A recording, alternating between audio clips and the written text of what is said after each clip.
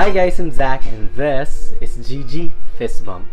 The 2019 SEA Games is nearing and it would be the first time that the International Olympic Committee would be recognizing esports as a medal event. 27 esport athletes will be representing the Philippines across 6 games: Mobile Legends Bang Bang, Arena of Valor, Defense of the Ancients 2 or Dota 2, StarCraft 2, Tekken 7, and Hearthstone. Now, what's good about esports in the Philippines today is that the government recognizes these players as professional athletes and will be receiving the same benefits as those participating in traditional sports. This also allowed individuals to obtain professional athletic licenses under the Office of the President's Games and Amusement Board. Let's take a closer look on the process and how it came about. But before we move on, click on subscribe, then hit on that notification bell to stay up to date with my latest videos.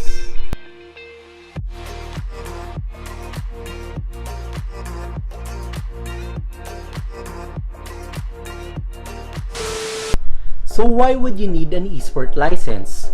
First of all, it allows players to obtain visas easier whenever there are competitions abroad.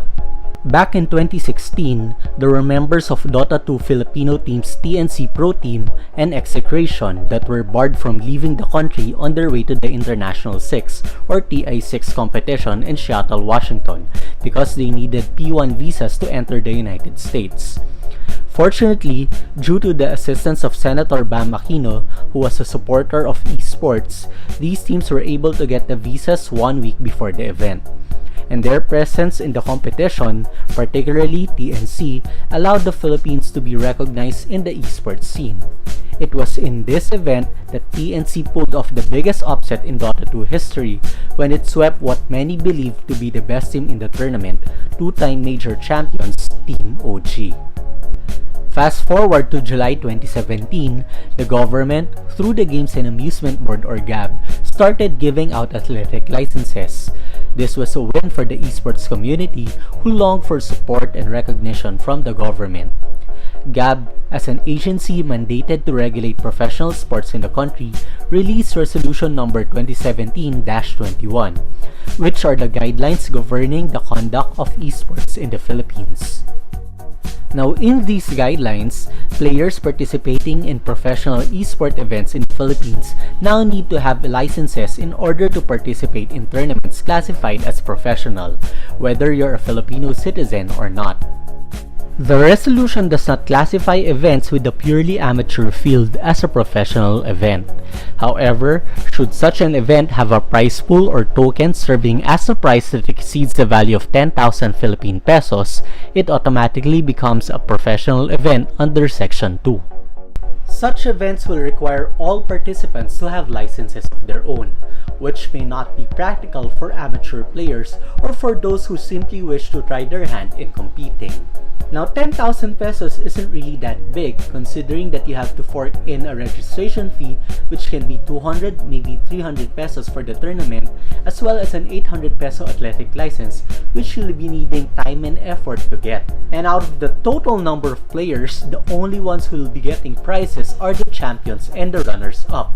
Getting a license would discourage amateurs from joining in such events because 1, they only join when they have the time, and 2, only a few really excel in such games. Previously, amateurs and professionals compete with each other as a form of community building. GAB and some of the esports stakeholders met on early 2018 to discuss the recently released resolution. And it was mentioned that GAB is open to guidance and recommendations from the industry experts. Since then, GAB has already had revisions with the original resolution, particularly GAB Resolution 2018-15. I'm not really sure what's new in the latest resolution as I can't find a copy of it online. Although, as part of the government's Freedom of Information program, you can request for the updates from GAB itself. One thing I'm sure of though is that the prize pool, which classifies what are professional competitions or not, have already been customized. This 2019, I have seen several esport tournaments with prize pools that reach up to 50,000 pesos that didn't require any athletic licenses from the participants. The Rev Major tournament for Super Smash Bros. Ultimate, which was participated by my brother, only required a participation fee of 250 pesos. First place would win 30,000 pesos, second place 15,000, and third 5,000, all of which will also share 40% of the registration fee of all participants. The tournament was won by JJ Rockets from the US, followed by Cypher from Hong Kong. Cyphers from the Philippines placed third. All in all, these are the take-home prizes of the top 3. Now imagine if the tournament required each participant to get licenses. I think that the total participants wouldn't even reach 187. For the 2019 SEA Games, the Philippines representatives most likely needed to have athletic licenses.